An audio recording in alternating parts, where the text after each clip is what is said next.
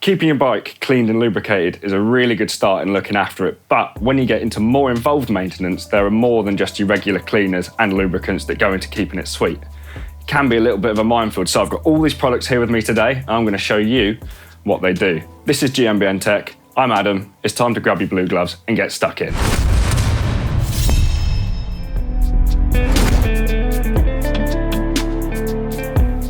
So a clean bike is a fast bike and they are far more pleasant to work on too. I'm sure your local mechanic will back me up on that.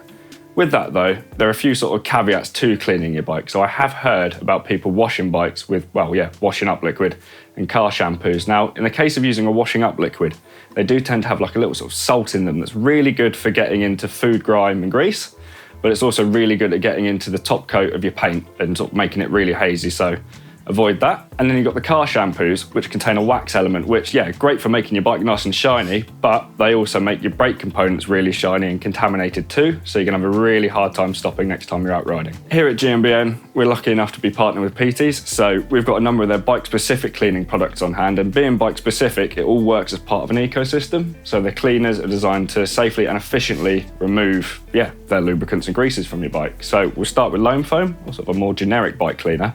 It's really good for softening up trail dirt on your frame, forks and wheels. And then we have a foaming drivetrain cleaner, which, as the name suggests, foams up as you spray it onto your cassette and your chain, getting into those areas you might not see by eye. It's really good at getting into and biting into that lubricant-based grime that builds up on your drivetrain. So these cleaners are part of your sort of regular maintenance wash, something we've done loads on the channel, so make sure you check out those videos. Alternatively, you have aerosol degreasers. So things like this XXX solvent degreaser, being highly pressurized, are really good at ridding your bike of tougher greases and oils.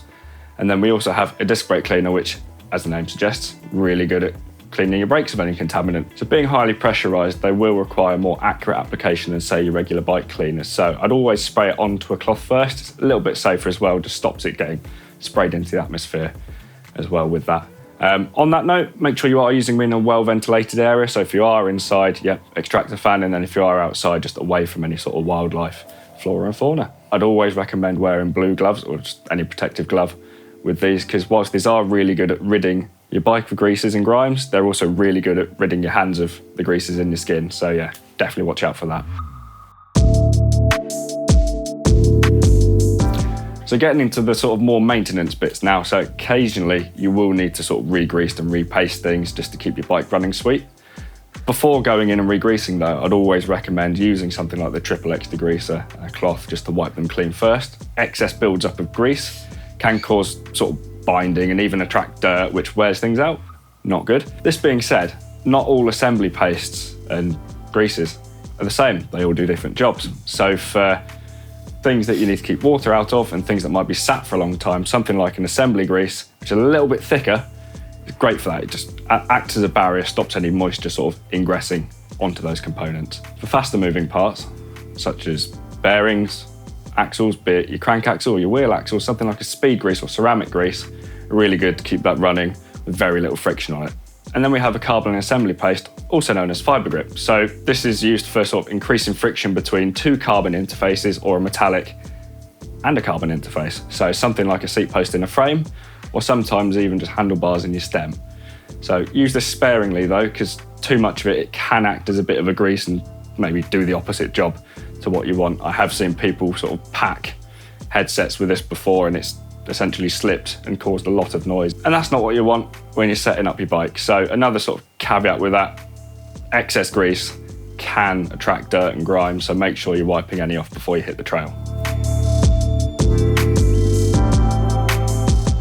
This stuff is essential, but will be used sparingly across your bike. Now, these are retaining compounds, so putting a little bit of a thread locker on the threads of, say, like a jockey wheel bolt, pivot bolt, or a chainring bolt will just help them stop them rattling loose as you're riding down the trail. Thread lockers come in different strengths, often differentiated by colour. So in this case, red is strong, blue is medium, purple is mild. Now if you combine those with one of these, so a torque wrench, as you're putting the bolts back into your bike, torque them down to the right spec, and then you are properly setting yourself up for success. Now, another type of retaining compound you might have seen on the table here is a press fit retaining compound. So as the name suggests, it's for press fit bearings in the frame of your bike. Now, before using one of these, I would always use an adhesive primer. Essentially what this does, it just stops permanent bonding between that bottom bracket shell of the frame and the bottom bracket cup. So when you do eventually want to remove it, you can. Suspension greases and oils can differ to regular greases in that they need to be more specific in their application. Essentially what brands and models they work with and how much to use. The oils come in different weights. WT. Now, whilst WT is not a precise measurement, it is an industry sort of recognised denotation of just, how thick that fluid is, or the viscosity. Changing the weight of the oil in your fork or your shock can alter the damping characteristics, so when it does come time to servicing, maybe just stick with the one that's specified on that product. And then you have suspension lubricants, which have no sort of impact on the damping, but they're essentially just designed to keep things inside the fork just lubricated, so be it bushings and seals. And then you have the greases as well, which do a similar product. It's just these are better for sort of keeping moisture out from seals and keeping things running smoothly. Quantities of these will sort of vary from product to product, so make sure you're checking that. And you will be needing all of these as part of a sort of regular suspension service. So make sure you're checking your manufacturer spec for what you need. Brake fluids. Super important in helping you stop, and super important using the right one for your system. So there are two types. So they're divided into a mineral oil and dot fluid. Forgetting for now which brand uses what, they are two very different types of fluid with two very different characteristics. So it is essential you are using the right one for your system. You have mineral oil, which is hydrophobic. And now what this means is it repels water. So as moisture may ingress into your brake system, be it through fittings or just a slightly permeable hose, that fluid will then make its way down to the lowest point in the system, often in the caliper. Now, as your brakes heat up, this fluid will heat up as well, and that's what can give you that sort of wandering bite point or sort of blown up brake feel. And then we have dot fluid, which DOT, what does it stand for? Department of Transportation. So this is held to the sort of rigorous standards of the automotive industry, and it does come in different types. There are hygroscopic fluids, which means as moisture again ingresses through fittings and hoses, it sort of absorbs that moisture into the fluid, reducing its boiling point. So whichever fluid you are using, it's essential that you keep on top of this and make sure you're doing a fresh bleed every so often. I'd consider the brake fluid a consumable part, like your brake pads and your rotors. In the case of dot fluid, it's definitely worth considering the storage of your spare fluid too. So if you've got a large pot of the stuff and you've just opened it to bleed one brake, then as it's hygroscopic, it will attract moisture and then potentially render the rest of that pot useless. So it might work out cheaper to have that big pot, but it doesn't work out cheaper when you have to get rid of it because it's useless. And when you are working with these fluids, I'd highly recommend wearing, blue or protective gloves. In the case of dot fluid, again, it can be corrosive. So as well as that, don't be afraid to cover up your bike. So I have seen some paints ruined by dot fluid. And in addition to that, make sure you're not getting any of this anywhere near your braking surfaces. So make sure you're wiping areas down with an isopropyl cleaner and some shop towel when you're done. Tyre sealant, yes, that magical fluid that you need, for a tubeless setup on your bike. So on initial setup, this stuff will help seal any sort of like micro gaps between the bead of your tyre and the rim. And then you're out on the trail, it'll plug the little holes that appear in your tyre through things like thorns and trail debris. Each brand's tyre sealant will have a different lifespan once it's in the tyre, so make sure you're keeping on top of keeping yours fresh. The last thing you want is to go out for a ride, get a puncture, find that it's not sealing because your sealant's dry. And with that, bear in mind just where you're keeping the bike as well. So if you're keeping it near a heat source, so like a radiator, it can prematurely dry up that sealant as well. Other than the liquid element of the sealant, you've got the sort of little particles that help just clog those holes as they appear. So for a long time, these were sort of like a glitter or another sort of nasty plastic particle that would sort of cause damage to the environment at the point you were getting rid of the sealant. Brands now opting to use more environmentally friendly materials. PTs in this case, they're bioglitter made up of a cellulose from responsibly sourced hardwood. So no microfibers or plastics. Go planet! Moving back to more sort of regular maintenance stuff now, we've got drivetrain lubricants. So there are different types that you want to use dependent on conditions. So we'll start with a wet lube. Great here in the UK where we have particularly foul winters where it's really muddy, really wet, really puddly out. This stuff's really good at repelling dirt and grime from your drivetrain and keeping it running sweet. On the other end of the scale, we have a dry lube, which as the name suggests, is better for drier conditions by being sort of more wax-based. It doesn't attract dirt. It's not quite as in-depth as say like waxing your chain. You'll need to see the guys at GCN for that, but it's a really good sort of dry weather tool for keeping your bike running sweet. And then you've got all-weather lube, which, as the name suggests, is kind of the do-it-all. Now, this one's quite special in that you can see it's separated here, but that's because there's kind of two elements to it. So you've got the cleaning element of it, which will drive out moisture and dirt from your chain, but then also it's got waxes and oils in it to keep it running sweet. And finally, we've got polishes and protective sprays. Now, a service or a wash on your bike wouldn't be complete without a final polish.